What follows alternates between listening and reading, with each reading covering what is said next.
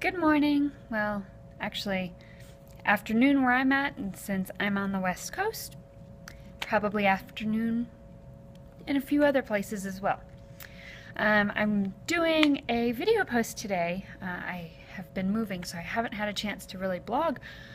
It's just been craziness. I worked up until the day before we moved at Ohio State, and then 4-day drive back to Las Vegas, where I'm from, and got into our house. Lots of craziness. No AC. Las Vegas, 100 and I don't know 15 that day. It wasn't the best, so we made it work. My husband and I, and then my father-in-law and my dad actually came out and helped us move too. But I am here today in my classroom. I am the new technology teacher at one of the schools in the Diocese of Las Vegas. I decided to go back to the Catholic school system instead of going public.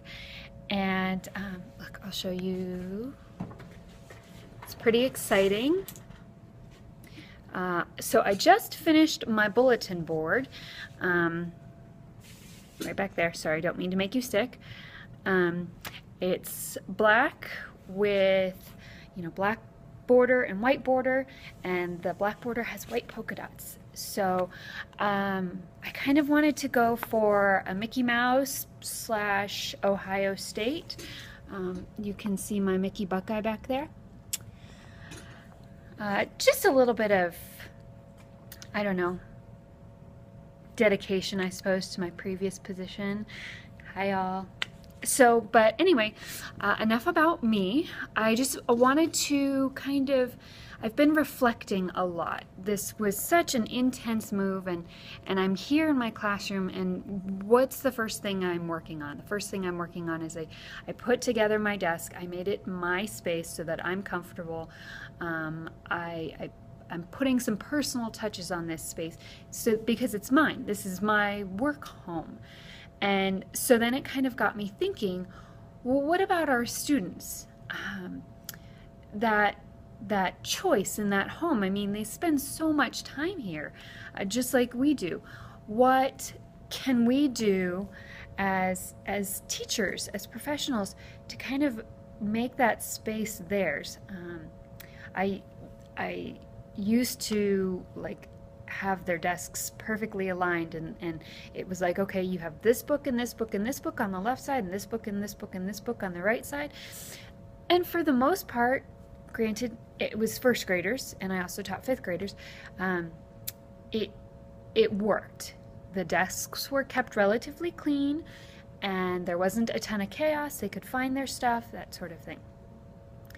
But I'm thinking, where is the balance? Because that organization, that's part of what I want to be here for, is to teach them how to stay organized so that they can find their pencil or find their paper or find whatever it is they need. But it's also about a choice. Do I have to say, well, this math book has to stay on the left side? Maybe not. So I'm looking around this room, and I'm trying to think, well, what choices can I give my upcoming students? This is a big learning year for me. There's going to be a huge learning curve because I'm going to be working with teachers I've never met. I don't know what they expect. I don't know how they work. So I am going into this trying to be super open-minded. I don't have a ton of plans. I have looked at the desks and how it's set up, and I did ask. One of the first things I asked was, can I move these? Does it have to be like this? And unfortunately, I don't have a lot of flexibility in as far as movement, just because everything is hardwired. Plus there's fire code and sheriff's department and all these various codes that thankfully I'm not responsible for knowing. We have an amazing maintenance crew, and they know. And so I've talked to the head of the maintenance department, and we talked about a little bit of movement,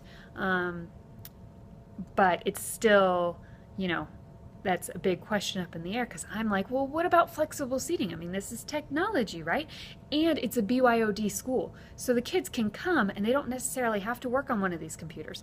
They can totally work on their iPad, or they can work on their laptop that they have, because it's also one-to-one for at least the middle school section. And so it's like, how great would it be to be able to move their chair somewhere else, or have a beanbag, or have like a little nook where they can sit somewhere else and work. And that's one of like my grand schemes, but it's not really something that I see coming to fruition anytime soon, just because I have a little bit of I have some guidelines that I have to follow. But what are some other choices that I can give these kiddos? Not necessarily in content or assignment, because I'm not there yet.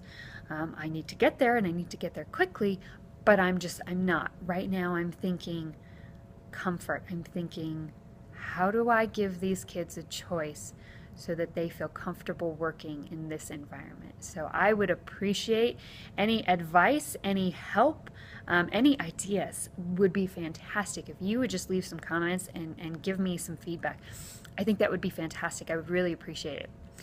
So I hope you all are enjoying your Saturday, because when I post this, it is Saturday, and if you look at it a different day, well, I hope you enjoy that day as well. Thanks, and I look forward to seeing you again. Say goodbye to my super awesome bulletin board. It was hard to put up. I'm pretty proud of myself. I haven't done one in like 5 years. All right, thanks guys. Bye.